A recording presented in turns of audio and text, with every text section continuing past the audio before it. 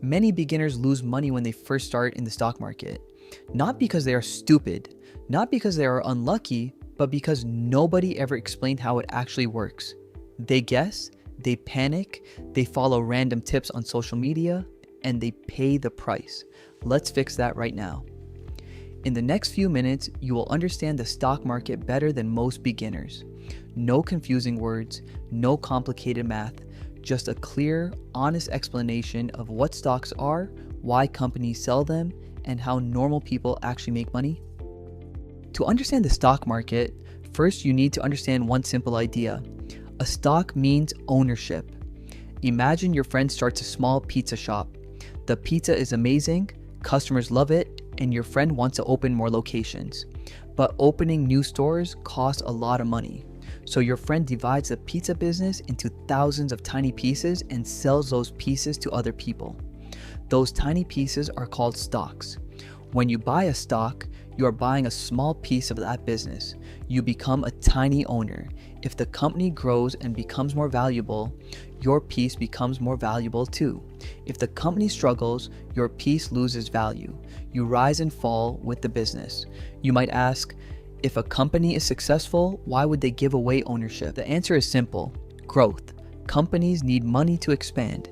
They may need money to build new stores, create new products, hire employees, or enter new markets.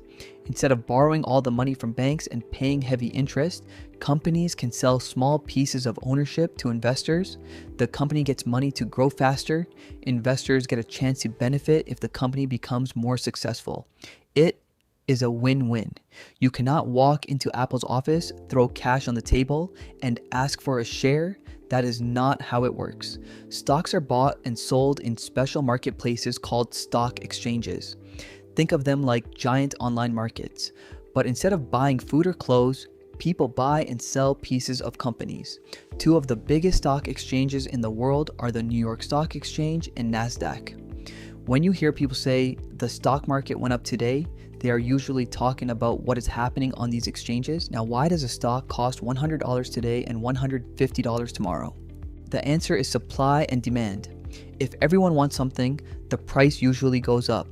If fewer people want it, the price usually goes down. Stocks work the same way. If investors believe a company will grow, more people buy.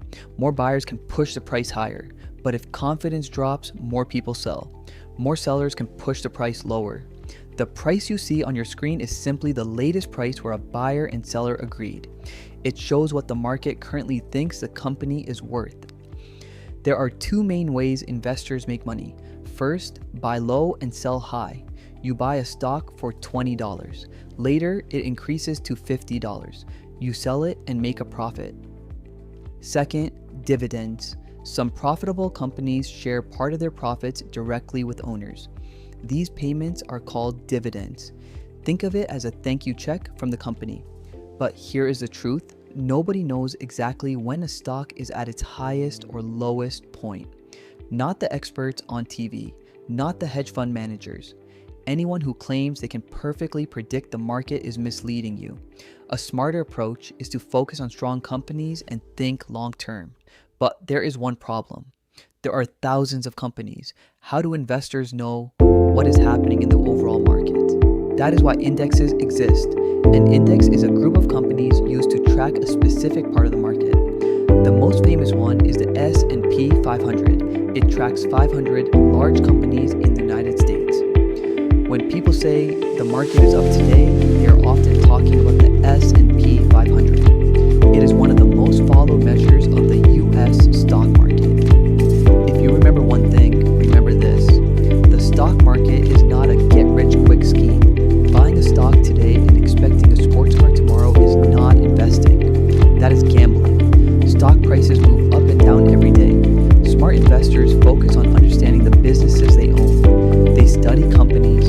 They think long-term. They do not panic over every small movement. Let's quickly recap. A stock is a tiny piece of ownership in a company.